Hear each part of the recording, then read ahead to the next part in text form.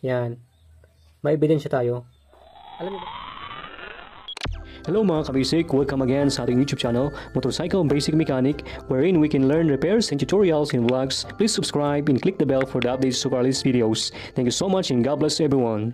Alright mga kabasic, so ngayon ay titignan natin yung kanyang reading, itong ating ginawa nung last na video.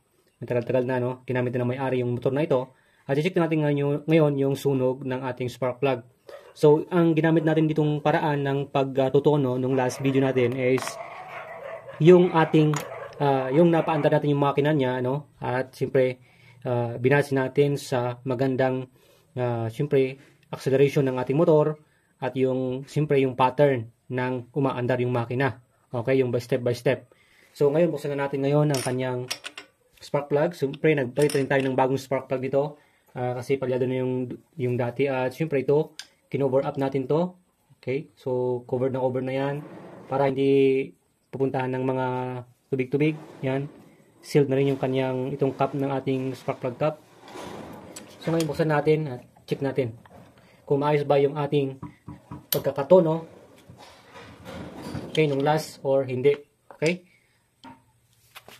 So, yan. So, ito yung gamitin natin. Medyo masikip.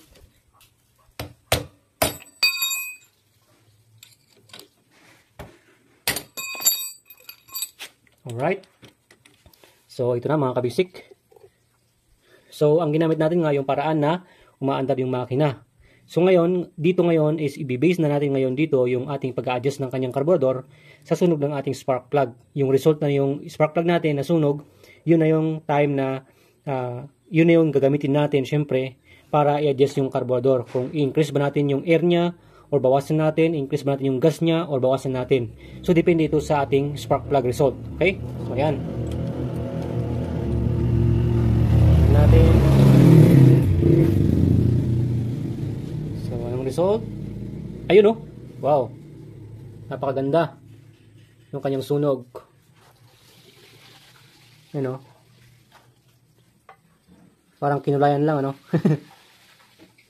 Napakaganda ang kanyang sunog ng kanyang spark plug. You know? Yan. It's a golden brown, mga kaibigan. Mga kabisik, you know. So, ganyan dapat tayo magtuno ng ating carburetor.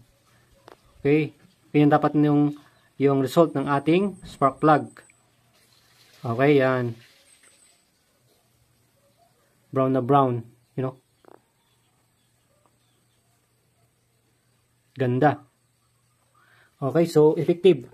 Nakawa natin yung tamang air and fuel mixture ng ating carburetor nung tinuno natin nung last na video natin. Nag-viral pa yung video natin na yun, di ba? Yung kung paano natin inayos yung ating motor. Tinuno natin itong motor na ito gamit yung pattern step by step nang nakaandar yung ating makina. Kasi nga marami nagka-challenge sa atin.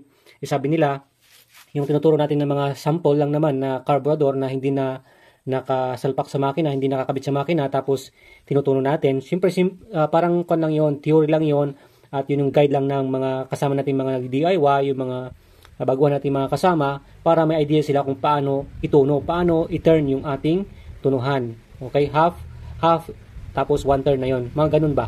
Pero ito, ginamitan natin to ng paraan na kung saan na yung makina natin. Okay, tapos hanggang makuha na niya yung kanyang optimal standard temperature ng makina natin, saka tayo nagtuno. So, ang unang ginawa natin is, syempre, itaas natin yung idle niya, okay? Yung sakto lang na idle, yung halimbawa, mga half yung idle niya na, no? Kahit hindi mo naman sagad na full na idle. Yung importante is medyo umaandar pa yung makina natin, hindi namamatay, no?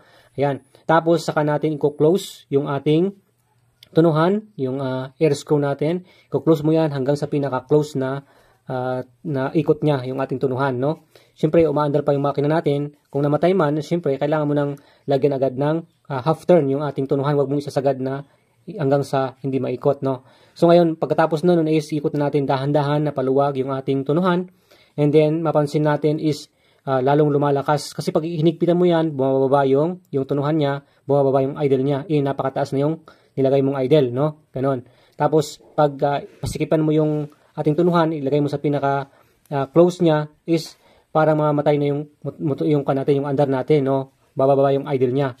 pagpapaluwagan na natin yan, itutunan natin yung ating karburador, unti-unti, half, 1, 1.5, 2, hanggang nag 2 tayo, 2 turns, no? Nag 2 turns na tayo, nakuha na natin yung magandang idle niya, magandang acceleration niya. Siyempre, medyo tumaas na yung idle niya, at saka natin, wala na yung mga ubo-ubo, hindi na siya parang nabibilaukan yung ating motor, diretso na yung andar niya, okay na.